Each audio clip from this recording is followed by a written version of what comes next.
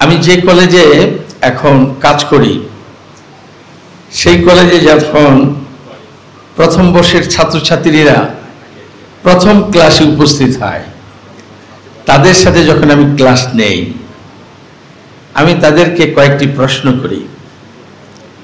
অনেক কিছু বলার আছে যে সময় সংকীর্ণ বলা যাবে না, তো আর যারা এখানে কৃতি ছাত্রছাত্রী তাদেরকে আমি পাবো না, তো সেই দু একটি আমার কথা আমি এখানে বলে আমার বক্তব্য শেষ করব। প্রথম হলো, আমি আমাদের ছেলে মেয়েদেরকে জিজ্ঞেস করি, প্রথম বর্ষের ছাত্রছাত্রীদেরকে, তোমরা পড়ালেখা করো কেন? এ কথা বলার পর একেবারে স্তব্ধ হয়ে যায়, চুপ হয়ে যায়।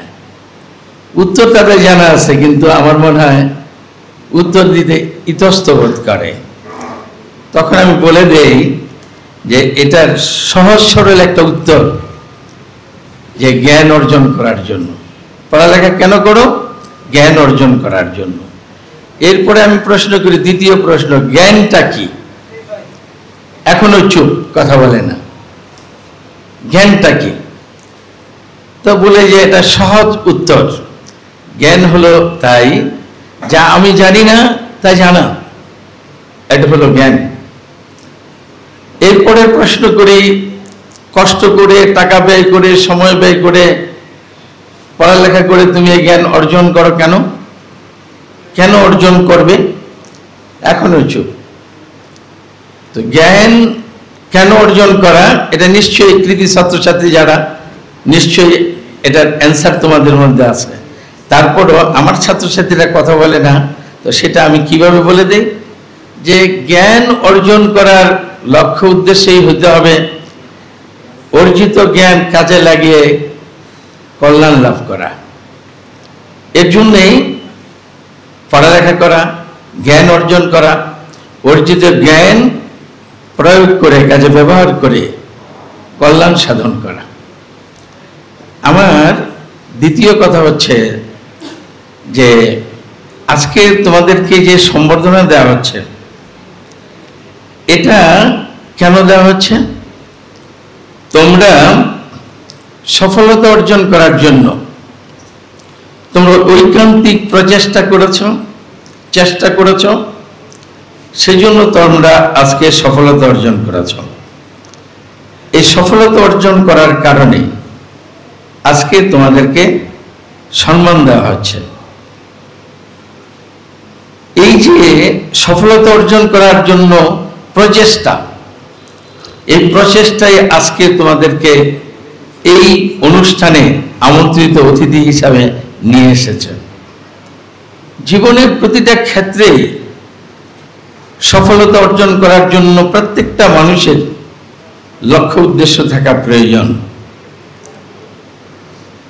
এরপরে সফলতা অর্জন করবে তোমরা, সম্মানিত বিশেষ অতিথিবৃন্দ বলেছেন, ইন্টারমিডিয়েটে অধ্যয়ন করবা, এটা অত্যন্ত গুরুত্বপূর্ণ সময়। সেখানেও সফলতা অর্জন করার জন্য চেষ্টা করবে, যাতে করে তোমরা আবার সম্মান লাভ করতে পারো। এবার আমি একটি কথা বলি, যে সম্মান অর্জন করার জন্য কি প্রয়োজন। একটা বিষয় হলো যে গুণগত মানের মূল্য বেশি। বাজারে একটা দ্রব্য কিনতে গেলে যে দ্রব্যটার গুণগত মান বেশি, তার মূল্য বেশি। তো মানুষ হিসেবে আমরা যারা আছি, আমরা একটা সবাই মিলে মানুষ, কিন্তু সবার মূল্য তো একরকম না। যেমন একটা উদাহরণ দেই, আমি আগেও এখানে একবার এক অনুষ্ঠানে উদাহরণ দিয়ে গিয়েছি, যে আমরা দৈনন্দিন যে সকল জিনিসপত্র আমরা বাজার থেকে ক্রয় করি, একটা সাধারণ জিনিস দিয়ে উদাহরণ দিই, আইসক্রিম আমরা খুব ভালোবাসি, আমরা খাই। আইসক্রিমের মূল উপাদান কি? পানি। পানি ছাড়া আইসক্রিম তৈরি হবে না। তাই এই আইসক্রিম 5 টাকা দিয়েও কিনা যায়, আবার 500 টাকা দিয়েও কিনা যায়। মূল হচ্ছে পানি। তাহলে মূল্য এত ডিফারেন্স কেন? এই পানির সাথে অনেক গুণাগুণ সম্পন্ন আরো কিছু ম্যাটেরিয়ালস, উপাদান, দ্রব্য অ্যাড করা হয়। যত বেশি উপাদান মূল্যবান এর সাথে অ্যাড করা হবে পানির সাথে, আইসক্রিমের দাম তত বৃদ্ধি পাবে। এর অনুযায়ী যদি আমরা আমাদেরকে চিন্তা করি, আমরা এখানে যারা আছি সবাই মানুষ, সবাই আমাদের পরিচয় হলো আমরা মানুষ, কিন্তু মূল্য কার কতটুকু এটা বৃদ্ধি করার জন্য কি করতে হবে আমাদের, সেই কথাটা তোমাদেরকে বলতে চাই। এই মানুষ হিসাবে আমরা সবাই স্রষ্টার শ্রেষ্ঠ সৃষ্টি মানুষ, এই হিসাবে অনেক মূল্য আছে আমাদের, কিন্তু এই মূল্যের তারতম্য হয় কিভাবে? গুণাগুণের তারতম্য অনুযায়ী। এই মানুষ, তার মধ্যে যতটা গুণাগুণ অ্যাড করতে পারবো আমরা, তার মূল্য তত বৃদ্ধি হয়ে যাবে। কারো মূল্য কেউ বৃদ্ধি করে দিতে পারবে না পৃথিবীতে, যার যার মূল্য সে বৃদ্ধি করতে হবে। এখন একজন শিক্ষার্থী জিপিএ 5 তোমরা পেয়েছ, সবাই মনে করো জিপিএ 5 পেয়েছ, এখানে কম্পিউটার চালাতে পারো, ব্যবহার করতে পারো মনে করে একজন, তাহলে অতিরিক্ত তোমার গুণ, তুমি কম্পিউটার চালাতে পারো, অন্যরা পারে না।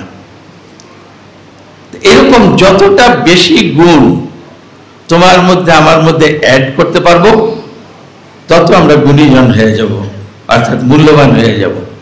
তো বুদ্ধিমান তো সেই হবে যে নিজে প্রচেষ্টা করে নিজের গুণগত মান বৃদ্ধি করবে, নিজেকে দামি করে তুলবে, সেই তো বুদ্ধিমান হবে।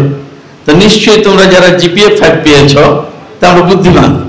তাহলে তোমাদের কাছে আমার একটি কথা থাকবে, তোমাদের গুণ আরো বৃদ্ধি করার জন্য যা কিছু তোমাদের অ্যাড করা প্রয়োজন, সেটা করার জন্য সব সময় তোমরা চেষ্টা করবে। একজন মানুষ সত্য কথা বলে, আরেকজন মিথ্যা কথা বলে, তাহলে গুণগত দিক দিয়ে কে এগিয়ে গেল? যে সত্য কথা বলে। একজন মানুষ তার পিতামাতাকে শ্রদ্ধা করে, আরেকজন তার পিতামাতাকে অবজ্ঞা করে, তাহলে কে গুণগত দিক দিয়ে বেড়ে গেল? যে বাবা মাকে শ্রদ্ধা করে। এমনি ভাবে ভালো গুণাগুণ যত বেশি আমরা আমাদের জীবনে অ্যাড করতে পারবো, আমাদের মূল্য তত বৃদ্ধি পেয়ে যাবে। আর বুদ্ধিমান সেই যে নিজের মূল্য বৃদ্ধি করার জন্য সচেষ্ট থাকবে, কিভাবে মূল্য বৃদ্ধি করা যায় সেটি চেষ্টা করবে। আমি আমার বক্তব্য না বাড়িয়ে আবার শেষ করার আগে আমার ছোটবেলার একটা কবিতা দিয়ে আমি শেষ করতে চাই।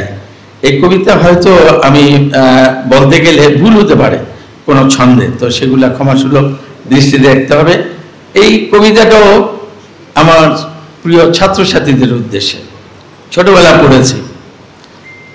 প্রভাত কাননে আজি ফুটিয়াছে ফুল, গোলাপ চামেলি বেলি চাপাও পারুল। কেহ আছে মুখ তুলে, কেহ বা নাচিছে দুলে, রূপে গুণে তারা সবে ধরায় অতুল। মধুর পবিত্র অতি ওদের জীবন, ক্ষতি ওরা কবু কারো করে না কখন। বিলায় আপন প্রাণ, করে শুধু প্রীতিদান, পরে সুখ তরে করে মরণ বরণ। আমরা হবু ভাই কুসুমের মতো, সংসার কাননে মোরা ভাই বোন যত। হাসিব গাহিব সুখে, সুবাস বহিবে বুকে, আদর করিবে লোকে দেখিলে সতত। এই কবিতাটা ছোটবেলা পড়েছি। ফুল নিয়ে একটা কবিতা। ফুল পৃথিবীতে জন্মগ্রহণ করে প্রস্ফুটিত হয়, তার সৌন্দর্য এবং তার সৌরভ বিলিয়ে দিয়ে সে নিঃশেষ হয়ে যায়। তো ফুল সকলের কাছে প্রিয়। ফুলকে ভালোবাসে না পৃথিবীতে এমন কোনো পাষণ্ড ব্যক্তিও নেই, মূর্খ ব্যক্তিও নেই, সবাই ফুলকে ভালোবাসে। তো এই কবিতার মাধ্যমে আমরা যারা পড়ালেখা করি তাদেরকে এই শিক্ষা দিতে চেয়েছে কবি যে আমাদের চারিত্রিক বৈশিষ্ট্য গুণাবলীগুলা যেন এমন হয় সেটা ফুলের মতো, যে আমরা জন্মেছি আমরা শুধু নিজের জন্য না, আমরা অপরের জন্য নিজেকে বিলিয়ে দিয়ে যাব। যে যত বেশি পারি অন্যের জন্য আমরা কাজ করে যাব, যাতে আমার এই সেবা, আমার কাজের মধ্য দিয়ে আরেকজন মানুষ আনন্দ পায়, খুশি হতে পারে এবং আমাকে ভালোবাসে, আমাকে আলিঙ্গন করে নেয়, আমার জন্য দোয়া করে। এমন প্রচেষ্টা যদি হয় তাহলে আমরা ফুলের মতো হতে পারি।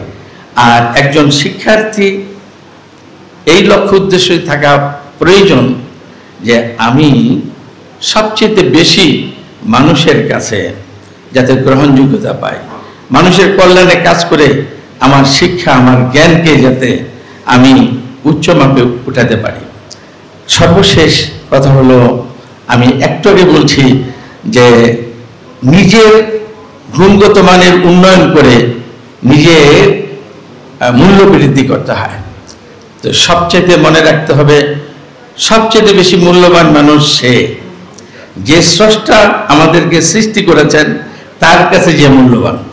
পৃথিবীর মানুষের কাছে মূল্যবান এটা সাময়িক, কিন্তু মনে রাখতে হবে যে স্রষ্টার কাছে যে মূল্যবান সে হলো প্রকৃত সবচেয়ে বড় মূল্যবান। তা আমাদের প্রচেষ্টা থাকতে হবে স্রষ্টা যাতে আমাদেরকে ভালোবাসেন, আমাদেরকে মূল্যবান মনে করেন, সেই লক্ষ্যে কাজ করতে হবে। সেই লক্ষ্যে কাজ করতে হলে শেষ প্রশ্ন একটা কথা, সেটা হলে আমরা যারা শিক্ষিত মানুষ, পড়ালেখা করে শিক্ষা দীক্ষা গ্রহণ করি, আমাদের আক্ষেপ করে এখানে বলা হয়েছে, আমার বড় ভাই বলছেন যে এখন হতাশ আমরা, ভালো মানুষ পাওয়া যায় না, সৎ মানুষ পাওয়া যায় না, সব জায়গায় দেশের মধ্যে একটা অরাজকতা, অশান্তি। তাহলে আমরা যারা শিক্ষিত মানুষ তারা কি ভুলে গেছি সেই কথাটা বলে শেষ করি। আমরা প্রাইমারি স্কুলে পড়ালেখা করেছি, সরকারিভাবে শিক্ষকদের বেতন দেয়, অবকাঠামো সরকারিভাবে তুলে দেয়, করে দেয়, বই পুস্তকগুলো সরকারিভাবে দেয়, আবার উপবৃত্তিও দেয়। এখন হাই স্কুলে গেলাম, আমরা পড়ালেখা করলাম, শতকরা 90% শিক্ষকের বেতন গভর্নমেন্ট দেয়, বিনামূল্যে বই দেয়। এরপরে কলেজে গেলাম, বিশ্ববিদ্যালয়ে গেলাম। আমি যখন বিশ্ববিদ্যালয়ে পড়ি, SM হলের ছাত্র, মাস গেলে 15 টাকা আমি ভাড়া দিই। ডাইনিং হলে খেতে গেলে 1 টাকা চারানা দিয়ে আমি ভাত খাই। আমি যে শিক্ষিত হলাম, তাহলে আমাকে তো আমার প্রশ্ন করা উচিত, এই পয়সায়, এই টাকায় যে আমি পড়ালেখা করলাম, এখানে কি আমার বাবা মার শুধু কন্ট্রিবিউশন আছে? না, রাষ্ট্রের আছে। আমার বাবা মার এখন যারা শিক্ষিত, তাদের পিতামাতার অর্থে তো আমাদের পড়ালেখা করা সম্ভব নয়। আমাদের পড়ালেখার পিছনে অগণিত মানুষের কন্ট্রিবিউশন। দেশের মানুষ আমরা খুব ভালো চোখে দেখি না এবং অবজ্ঞা করেই চলি। রাস্তায় যারা ভিক্ষাবৃত্তি করে, সারাদিন ভিক্ষাবৃত্তি করার পরে সে যা কিছু অর্থ আয় করে, এই দিয়ে তার দৈনন্দিন নিত্য প্রয়োজনীয় জিনিস করার প্রয়োজন হয়, সেই পয়সা দিয়ে নিত্য প্রয়োজনীয় জিনিস ক্রয় করে। সেই জিনিসের মধ্যে ইনডাইরেক্ট ট্যাক্স বসানো আছে শিক্ষা খাতের। তো সে ভিক্ষা করে যে দ্রব্যটা ক্রয় করে, ওই দ্রব্যের মধ্যে আমাদেরকে পড়ালেখা করানোর জন্য রাষ্ট্র একটা ইনডাইরেক্ট ট্যাক্স ইম্পোজ করে রেখেছে। সেই ট্যাক্স পেয়ে সরকারের কোষাগারে যায়। সরকার প্রাইমারি স্কুল ফ্রি পড়ায়, হাই স্কুলে ফ্রি মতোই পড়ায়, ইউনিভার্সিটিতেও পড়ায়, এই টাকা ব্যয় করে। তাহলে শিক্ষিত মানুষকে মনে রাখতে হবে, একটা ভিক্ষুকের কাছেও আমরা ঋণগ্রস্ত, আমরা দায়বদ্ধ। যারা শিক্ষা দীক্ষা করেছি আমরা ঋণগ্রস্ত। ঋণী ব্যক্তির কি চিন্তা থাকা দরকার, কত তাড়াতাড়ি ঋণ পরিশোধ করা যায়। আল্লাহর কাছে প্রার্থনা করি মৃত্যুর পূর্বে আল্লাহ সকল ঋণ যেন আমি পরিশোধ করে মৃত্যুবরণ করতে পারি। শিক্ষিত মানুষগুলোর তো চিন্তা করা দরকার, আমরা তো জাতির কাছে ঋণী, সর্বস্তরের মানুষের কাছে। তাহলে এই ঋণ পরিশোধ করে যেন আমরা মৃত্যুবরণ করতে পারি। আর এই ঋণ কিভাবে পরিশোধ করব? কারোকে টাকা পয়সা দিয়ে না, এই যে রাষ্ট্র আমাদের পিছনে ব্যয় করলো সকল মানুষের টাকা, আমরা যে জ্ঞান অর্জন করলাম, শিক্ষিত হলাম, আমাদের প্রয়োজন হলো দেশের জন্য, দেশের মানুষের কল্যাণে কাজ করে তাদের কল্যাণ সাধনের জন্য চেষ্টা করে আমাদের এই ঋণ পরিশোধ করার ব্যবস্থা করা। এটাই আমার শেষ কথা। আমার প্রিয় ছাত্রছাত্রী যারা মেধাবী, নিশ্চয়ই এই কথাটা মনে থাকবে যে আমাদের পড়ালেখার পিছনে অনেকের কন্ট্রিবিউশন আছে।